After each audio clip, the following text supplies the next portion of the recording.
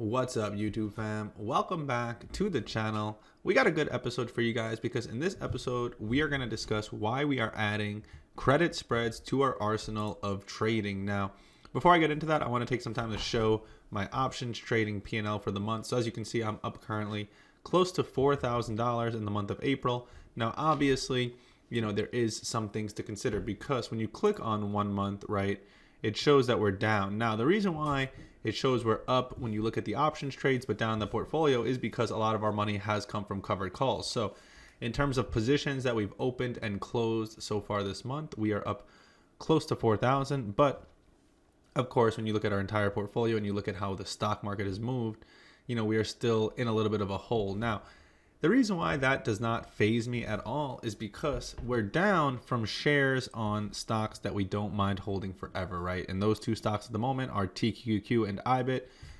When you're selling covered calls or you're selling cash secured puts, the most important principle is doing it on stocks that you don't mind holding, stocks that you would go to bat for the rest of your life. Now, for me, I'm up 3-4 grand on options trades this month. And that's what I look into because ultimately I know these stocks will recover. So I know that when the market does recover, my portfolio is going to look great. And ultimately for now, it's just about stacking up the income, stacking up the premium, putting myself in a position so when the market does finally start ripping to the upside, not only do we get back to that $100,000 mark, which is where we started, right? And if we go back to the beginning of this channel, let's see if we click all, you'll see that we started it with $100,000 and here we are. So right now, whatever was going on with this portfolio, it does not faze me. But what is most important to me is understanding which strategies are going to get us to be the most profitable and make sure that we take advantage of the market back to the upside, right? Being safe and being cautious when the market falls, right? Not losing all your money and ultimately making sure that you take advantage of gains when it goes up. Because the number one thing that I see people do that really can ruin your life is they end up going long when the market goes down and then going short when the market goes up. And it makes you realize like every trade is a coin toss in itself. So if you're switching back and forth,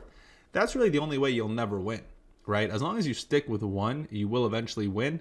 But of course, it also depends on your time horizon. If you're buying 0-date options, you're just going to keep losing, right? But if you're buying shares on stocks that are good, you will eventually win. And if you're buying shares and then selling calls or selling puts that leads to buying shares and then selling calls, then you're putting yourself in a position where long-term you will certainly win. Now, with that being said, as of recent, I've been diving deeper into credit spreads. Two types of credit spreads. Obviously, there's call credit spreads and put credit spreads. Right now, you can see I have 2 put credit spreads open, but I made some of my money off of call credit spreads. So let's get into the trades that we took to lead to those profits. So over the week, right, basically we'll start with the TQQ trade. What happened was Powell was speaking on Wednesday, and I saw that on Wednesday we had basically 100% flipped bearish. Let's see if we can go on a lower time frame. So here's Wednesday, and basically it was right around this time zone when I saw that the bulls had tried to make a push and it looked like we were going to head down. What I decided to do was I sold a 51 call and then I bought a 53 call. So that is a call credit spread.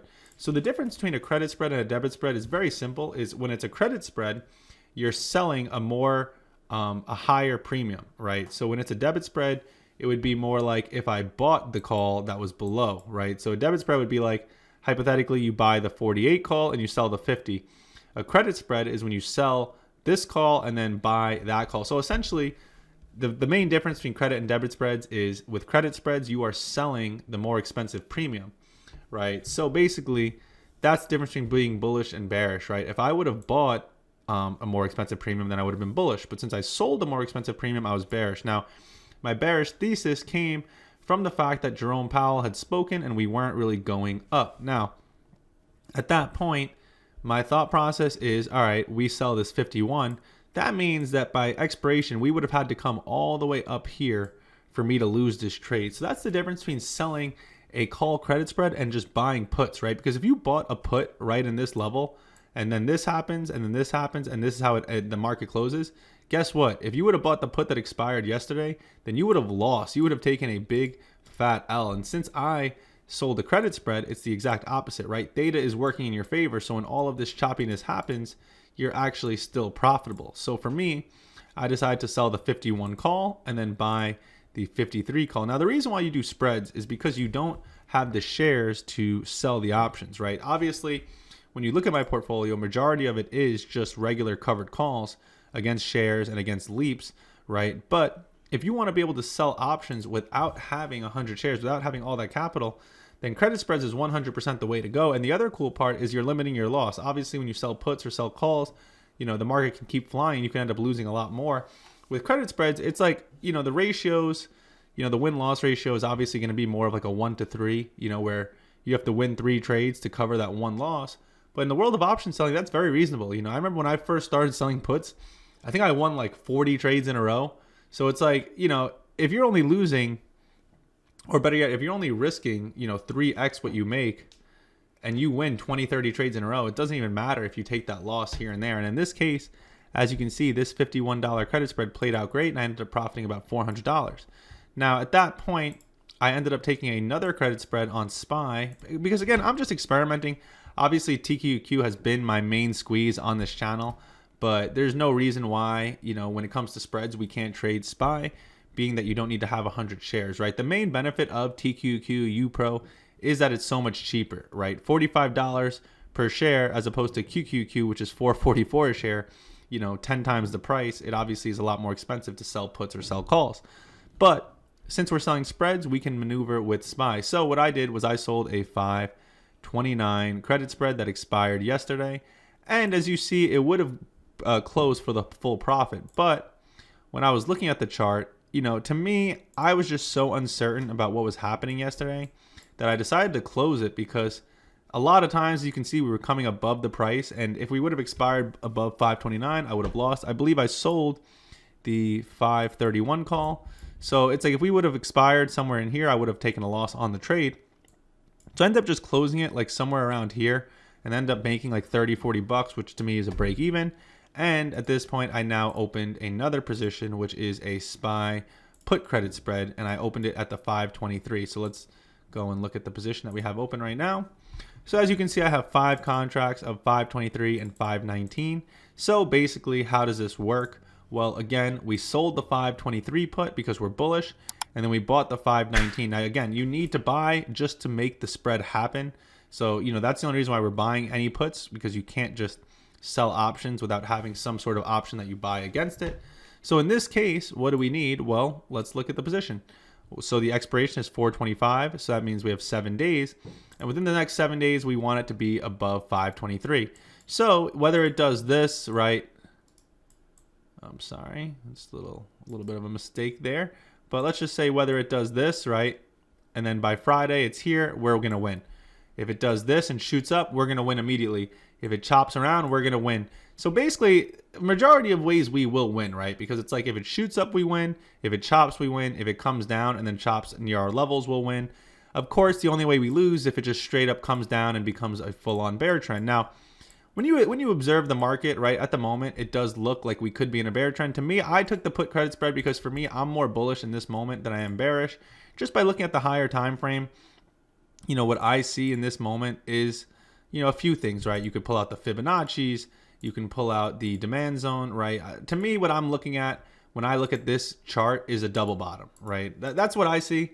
I see that we made this huge move up. I see that bears tried to bring us down. I see that we tried to push up. And now at this point, it's a very tricky market to navigate.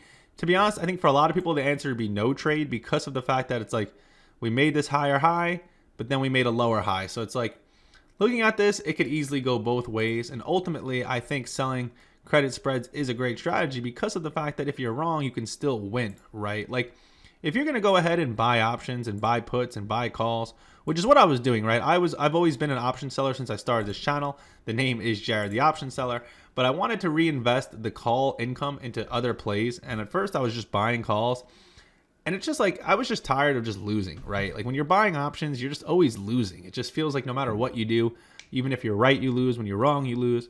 When it comes to credit spreads, it feels like you're putting yourself in a position to pretty much always win.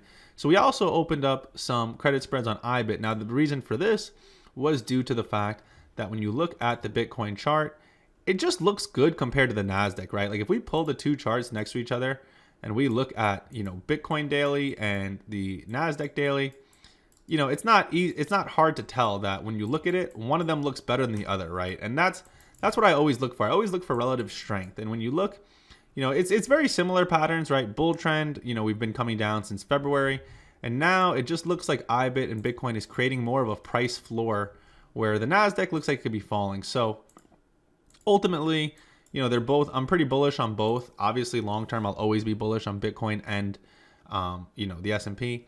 Now, I decided to go a further expiration just because when I sell options, I've noticed from my days of selling covered calls and selling cash secured puts, right, that the further you go out, the more likely you win. For instance, this position doesn't expire until May 2nd, but I was in puts before this for a month, 2 months, 3 months. I've been in these cash secured puts for like 6 months. And even though they've been in the money, which they still are in the money, I keep winning on these positions because when you go far out, if you sell a call that's 6 months away, even if it's deep in the money, chances are it's still going to win because of theta.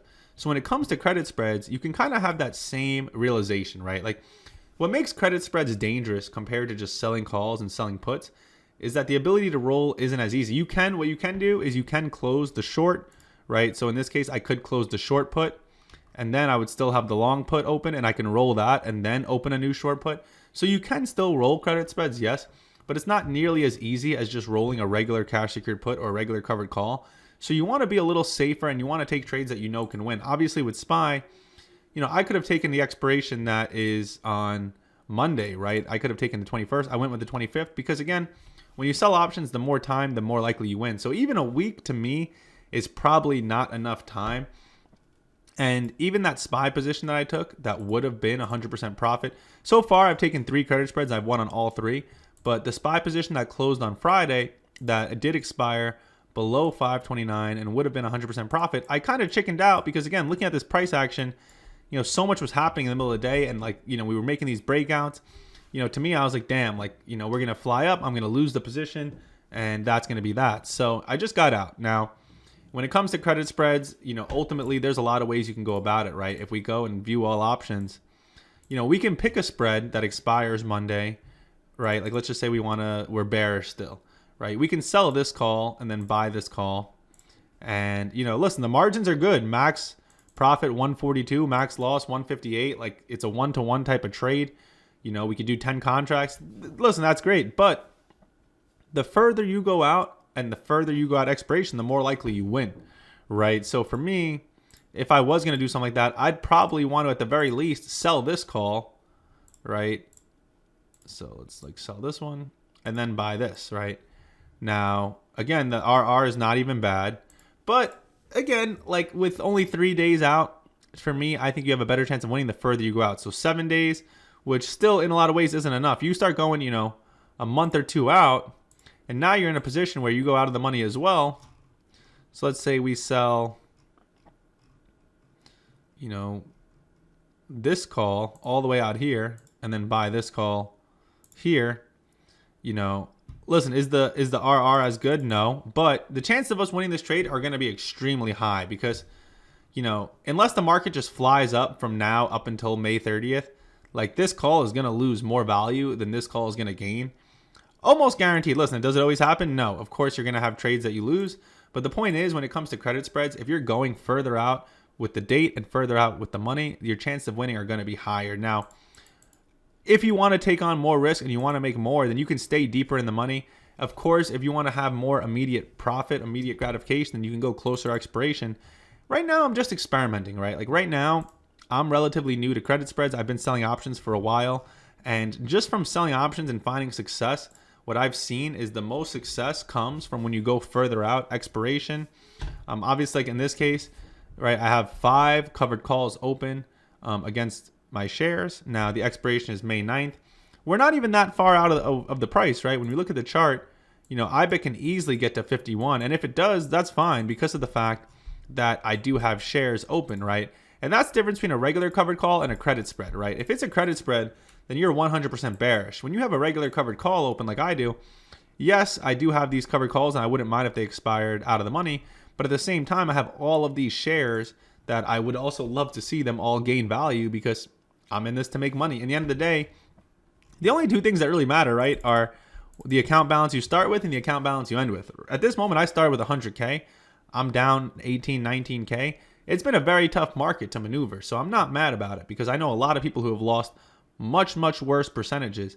So for me, as much as I think credit spreads is a great strategy and it allows you to do something like this where, I'm able to sell 5 puts without having to have, if you want to sell 5 puts of SPY the normal way, that's 250,000. This position costed me $1,000. Now, the difference is the adherent risk, right? Because if you sell puts the normal way, there's no real way you're going to lose, right? You're either going to collect the premium and move on, or you're going to have, 500 shares of SPY.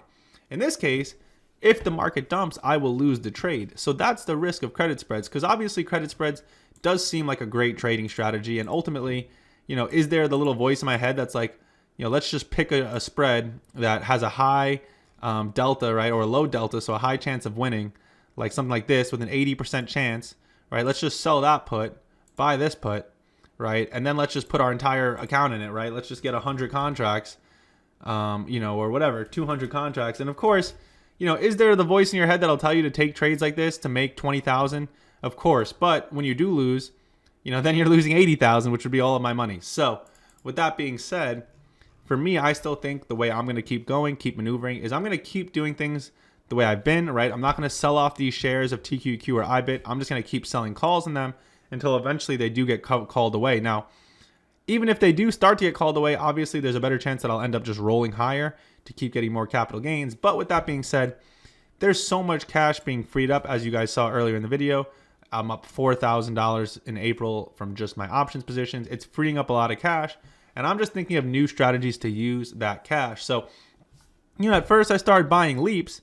And as you can see, these leaps are getting crushed. Now, I still have 2 years on them. But imagine I sold these calls, right? Imagine I sold call credit spreads. These leaps would be, I would be up the $3,000, $4,000 since opening these leaps, right? Now, again, am I going to start selling in the money? To me, I don't think so. I'll probably just continue to sell out of the money spreads because it's just safer, right? So with IBIT, again, I was bullish relative to the NASDAQ. So I sold the 47 credit spread, and ultimately, as long as it's above 47, my position is going to keep gaining value, which right now it looks like we're going to be above 47 for a while. And again, even if it does decide to fall down, right? Even if we do have this market correction and crash, we have time on this position. I have until May 16th. So hypothetically, if something like this happened, right?